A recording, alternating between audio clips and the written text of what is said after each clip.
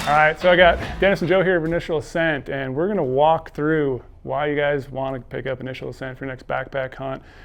Bag features, we're gonna let the frame, panniard, and then we're gonna do a little pack fitting video of myself. I'm gonna again throw some weight in there, and I'm actually gonna step out for a second and let the experts talk about the packs, and then I'll jump back in a little bit. I'm gonna dive into our frame design. Also gonna spend a little bit of time talking about the pannier meat shelf for load carrier, as well as our hip belt design. Dennis is gonna walk you guys through kind of A to Z on the pack. We spent about 3.5 years designing this frame, the Intricus frame. And we worked with 3 different engineering firms to really come out with something that ultimately what we were trying to accomplish with this frame design is to be able to carry heavy loads more comfortably. So when Dennis and I started down this path, it was really an exploration into the unknown. We didn't know what materials we were going to use, but we ultimately landed on a composite blend, if you will, frame. It's carbon fiber, but it has other materials in there as well. And with this frame design, the way we've created it, it puts the weight into your hips, and that's really what we were trying to drive with this system. In addition to that, it really follows kind of the natural curvature of the spine. If you were to look at this from the side perspective, you can see here it's got a nice curvature in it. And with that, coupled with our hip belt design, we've been able to get to where we can carry the loads in the hips, and that's what we're trying to drive to. So our goal is to get 80% of the weight in the hips, 20% up on top. We're also able to do a lot of customization with this frame. We actually have 6 different torso length adjustments that run down the middle of the frame. You can't see it here with the pannier, but behind the pannier, we have 6 different adjustment points to raise that shoulder strap up or down based on your torso length. But then we can take it a step further. We can actually customize where those load lifters go as well. You have 3 different points. So, if you're my height, you're probably not going to be on the top. You're probably going to be on the bottom or the middle. But if you're somebody taller like Brady, you're going to be up on the top one. So you've got the ability to adjust it from those 2 different angles. But then you have a third point as well with the actual hip belt design, where we can float this lumbar pad. And you'll notice it's a robust pad. We do a 2-stage foam. We do a high density foam coupled with a 2-inch soft pillow top foam. And that's really to give you flexibility, so when you are carrying heavy loads, you've got the support that you need, but you also got the comfort under the light loads. But we have the ability to float this lumbar pad up or down about 1 inch, 1.5 inches.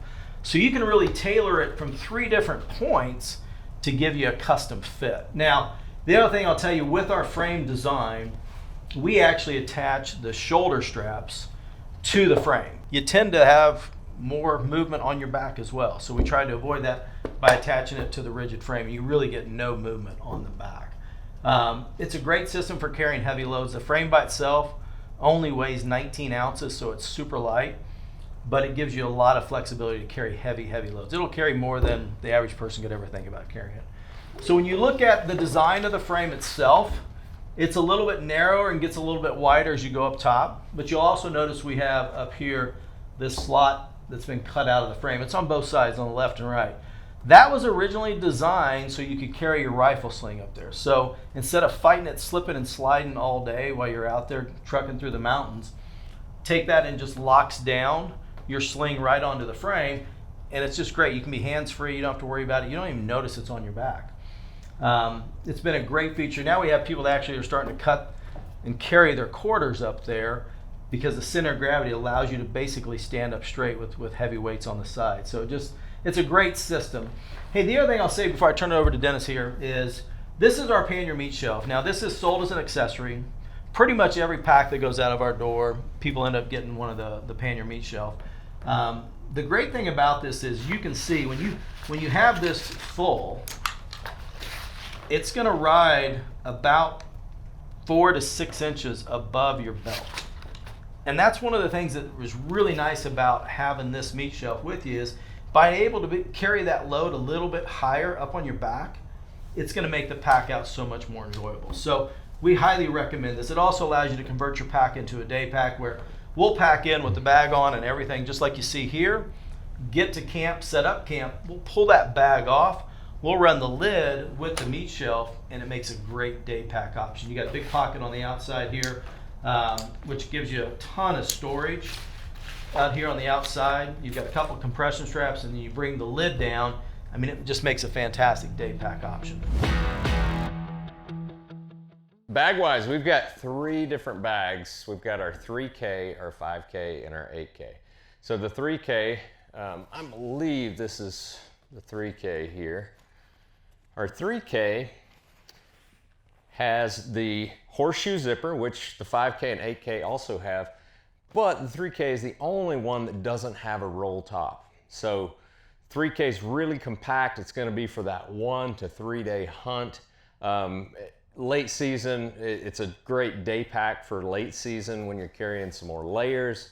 On all of our bags, we not only have this beaver tail or horseshoe zipper, but we also have a couple compression straps here. We also have this horseshoe zipper, and this is an expandable pocket that goes all the way down there. So with that expandable pocket, we can carry things that we need to get to quickly. I usually carry my rain gear right in the bottom of it. I usually carry my puffy gear, whether it be pants and puffy coat in there. So you can use that as a fairly versatile pocket.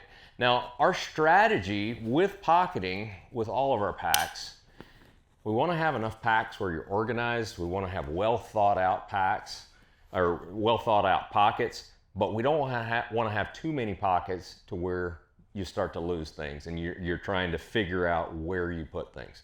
So real quickly, on all of our bags, they all have the lid straps, and you can take the same lid and use with that. We have a big spotter pocket over here, dedicated spotter pocket. We also have our expandable pocket here for when you have that pocket full, you can, and I'll stick my bathroom kit right down in there where I can get to it. Some guys will stick their headlamp always in there where they can get to it. On this other side here, we have a smaller pocket. Now we can use that for a couple of things. One, we can take and stick our tripod down in there and then buckle it with this top compression strap up here. And it's really quick and easy to get to.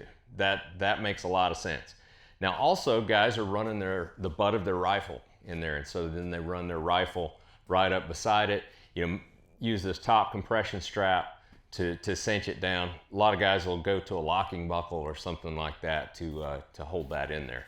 But it's very, very plain and simple. Now also inside the pack, inside the main pack, we don't have any pockets other than the one that's a small 8x10 pocket, zippered pocket on the very inside of the beaver tail. We do that so we can get things quick access, get things really quickly. Our lid, it's a 550 cubic inch lid, so fairly substantial sized lid. It is a floating lid, so it adjusts up and down as you need. When you see the 8K, you'll know why. The 8K is massive. It goes up really tall, and we have the floating lid that accommodates that. Also, we have this zipper in the middle of the lid. Do that for a very important reason. You open that zipper up basically at any angle, and things aren't going to fall out. You can also find things in your lid. The worst thing you can have is a zipper that's back here like we used to have, and then you have to dig through all your stuff from the back if it didn't already fall out. That's not fun. So we ended up putting that zipper right there in the middle. It's a perfect spot, and it's a substantial lid, so you can actually hold a few things. We'll actually take our lid, zip it off our pack at night, usually with everything that we need for the night, and early the next morning, it'll be right there in our tent with us. So that's one advantage of the lid. Now our lid also has these slots right here. Okay, and you ask, well, what in the world do you have those for? Well, what we hate is a sloppy lid. What Brady Miller hates is a sloppy lid. And so we wanted to make sure that we didn't have this sloppy lid syndrome going on. So if you've got a full pack, you actually can just run it right there. Again, it's a floating lid, so you can float it on up top if you want to. However, if you're running in day mode, or if you're running with a pack that's not so full, you want to be able to support that lid right there. So what we can do is we can take these load lifters, we can remove them, just pop them out of there, and then we can take and support the lid just like that. You put your load lifters back in and you're supporting that lid. So it's never gonna fall out of place, and that heavy weight's always gonna be up high. Okay, now this is our 3K. Now the only difference between our 3K, 5K, and 8K, obviously size. Our 3K is like 3475 cubic inches with the lid. Our 5K is gonna be about 5200 cubic inches with the lid, and it also has the roll top. All the other pocketing on the 5K, pretty much exactly the same. Now there's gonna be some dimensional differences from the 5K to the 8K as well, but the 5K and the 8K both have the roll top that you can utilize to store more gear going vertical. One thing too, it is a modular system. The 3K, 5K, 8K, they all come on and off of this frame and suspension within literally seconds. So very, very simple process there. Now, speaking of simple, webbing management, that's a big thing, especially when you're out there, you've got an animal down, it's 11 o'clock at night, you're breaking it down, you're trying to get ready to pack it out. When you do that, you don't want to have to think. You're tired, you're hurting, it's been a long week. You don't want to have to think about what webbing strap goes to where. So we put orange bar tacks. We've got orange bar tacks coming from the frame, and then we have orange bar tacks on the bag itself. So orange goes to orange. You just match them up, that's all you do. If you're an 8K guy, then that's gonna have a gray bar tack and a gray bar tack over here coming from the bag itself. Simple, simple, simple. And then you just tie the whole thing together with your lid. So we like to call this color harmonization. So basically we took and we made the hip belts and shoulder straps all gray. So all of our systems have gray hip belts and shoulder straps.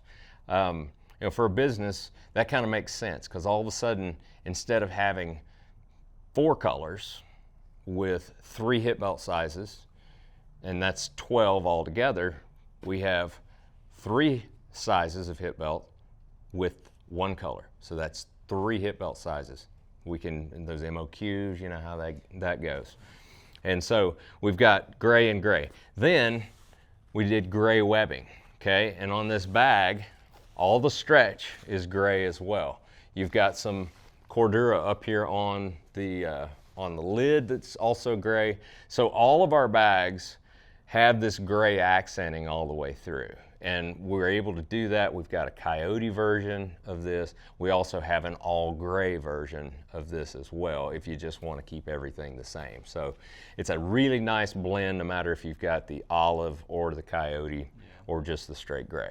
And we had a lot of folks just over the years, because our prior packs, you would have had a olive hip belt and shoulder strap, a gray shoulder strap hip belt, but then they'd be like, hey, I'm going to go hunt maybe in dark timber, right? And they had a gray pack. Well, for them, they would have to buy a whole new system the way it used to be. With the new system now, it's just simply replacing the lid and bag. So it gives the consumer a lot more flexibility too, to be able to rotate in between as well. And then we did the same thing, right, with all the accessories. Yeah, maybe if you're going to have a late season hunt and you've been rocking a coyote this whole time because you're hunting nothing but the desert and sagebrush. You have a late season hunt in the snow. You just want to go all gray, you know. Easy maybe to do. Yeah, easy to do. So so yeah, that color harmonization. That's the phrase of the day right there. The phrase of the day. So guys, that pretty much wraps it up. You know, giving you an overview on the frame system, frame and suspension, and then Dennis, you know, obviously ran you through the bag. So I'm gonna transition out of here. Dennis is gonna take a minute now and fit Brady, show you exactly how you want to fit the pack. It's a thing that comes up a lot of questions that we get asked around that, so we thought it'd be best to just show you.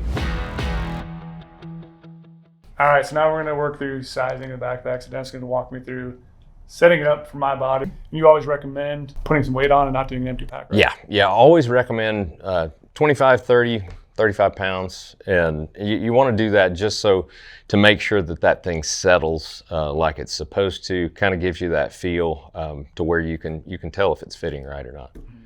And so I'm going to start off by putting on a pack that is not fitted for me. So we'll see how awkward this is going to be. And obviously this is an extreme example, but I would not wear my backpack right now. You got some pretty tall hips there, Brady. Yeah, we got some work to do on it. So Yeah. take this All right. off. Yeah, so we've got our 3-point locking system here, and this is where I'm going to adjust that torso. So we definitely got to adjust the torso length for Brady. And so what I'm going to do is I'm going to take this vertical strap out. And when I say 3-point locking system, let me just explain that real quick. We have 3 points of locking to the frame. So we've got one that's Velcro to the frame and it's on the back of the shoulder harness.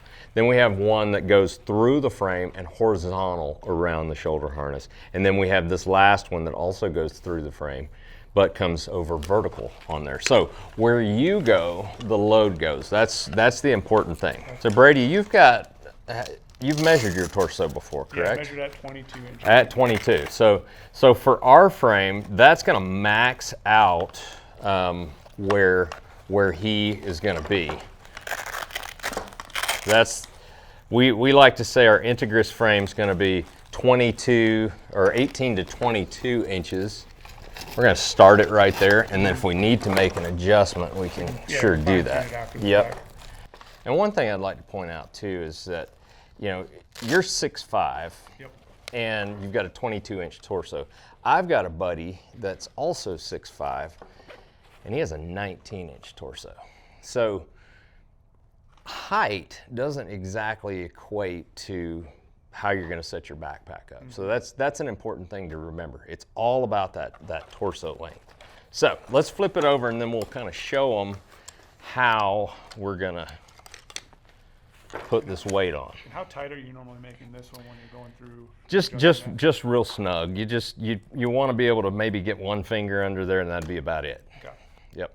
So that's going to snug up that 3-point locking system. So now I'm going to take, and I like to take this weight, and I don't want to have it drop any further than the top of that hip belt. Okay. Anytime you're packing heavy loads, as you know, we want to make sure that it's going to be up high. So we're going to buckle the vertical compression straps right there. That's the vertical support, and then we're going to go all around it and get the horizontal support as well. I do appreciate the strap keepers. Thank you. Keeping it nice and organized. You know, I've got a love-hate relationship with these things, man. Sometimes I really love them when I'm, you know, just I've got some time, you know, and I'm really trying to, you know, be organized. I love that. I don't like straps flapping around and hitting me in the face. Yeah, with the wind. Yep, hate that. So, all right. Okay, so that's secured on it like we have a mule deer quarter. Yep, there you go. Okay, so now one big thing is I do like to start with everything loose. Okay. So let's just make sure all the load lifters are loose and everything. Okay, and then if you want to grab that, first thing you're going to do is you're going to get that hip belt in place.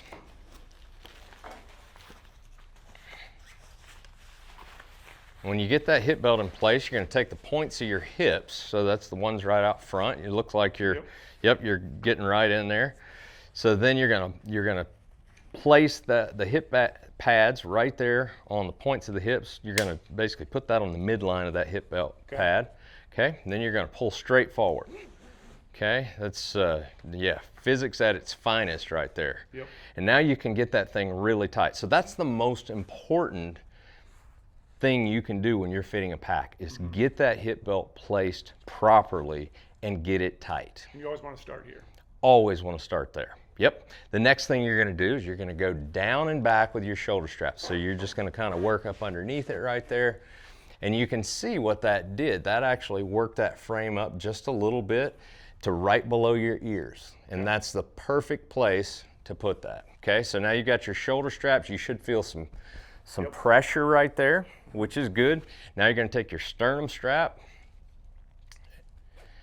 buckle it, you know, and it's important on the sternum strap. Where do you kind of like your sternum strap? I don't like to sit? wrench it. Okay. Because I feel like then it's making it hard to breathe a little bit. I Yep. do like to keep mine a little bit loose, but Yep. I do usually do a little bit of tension in there. Yeah, that's similar to me. I like to form a straight line right there, and just make sure that the shoulder straps can't come out to the points of your shoulders right there. Gotcha. Yep, you just kind of want them to stay in the pockets of your shoulders. So good. And then the very last thing is, everything's looking good. Yep.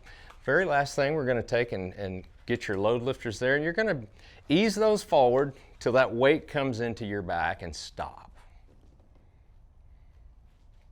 Okay, so with you, okay, you've probably got, there's enough of an angle right there, but that's how I can tell that you're kind of maxed out for our frame size. You know, they're right below your ears, which is good, but those load lifters are kind of right there where they need to be, at the bottom end of that 30 to 45%. That's what you're looking for. Yep, that's what I'm looking for there. So how's that feel? You should feel about 80% on your hips right there. More of it there.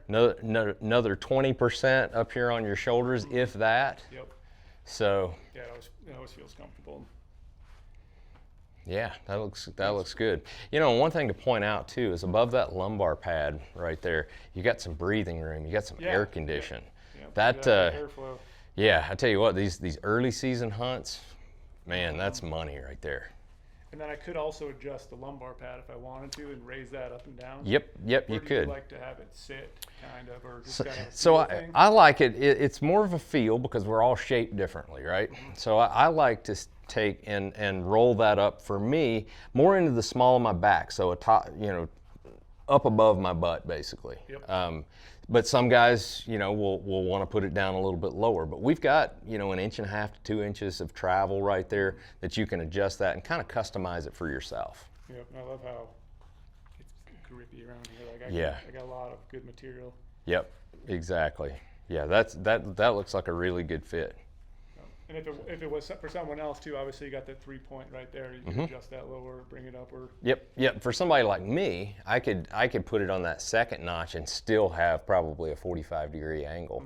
And I've actually got a 19-inch torso myself. So for a little short stabber like I am, 19 inches, that's pretty good. When I'm out there, there's a marriage between your shoulder straps and your load lifters. And I think it's important to know that. With our pack, we are able to, if you want to pull it all off your shoulders, you can. If you want to pull it all off your hips and just put everything on your shoulders, you can.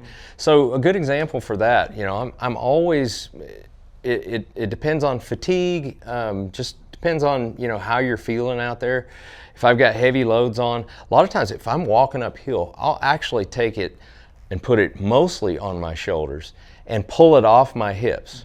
And really how I'm doing that, I'm not really loosening the hip belt at all, although we do have micro adjustment there. You can take those ladder locks and just ever so slightly. I barely moved it and I could feel it. Yeah. A little bit. It's just a little bit. So if I wanted to do that, I could do that, but what I'll do is I'll actually loosen my load lifters a little bit, tighten those shoulder straps down. So I put most of that weight on my shoulders and it takes it off my hips. The reason I do that is so I can kind of stride out. Oh yeah, get your leg up. Yep, exactly. If I'm trying to keep up with you uphill, I'm gonna do that for sure. Yeah. I still probably won't have a prayer, but I'll do that. Now when I'm coming downhill, a lot of the times I'll take it completely off my shoulders, put it all on my hips, because my low center of gravity, I want that as close to that hill as I can.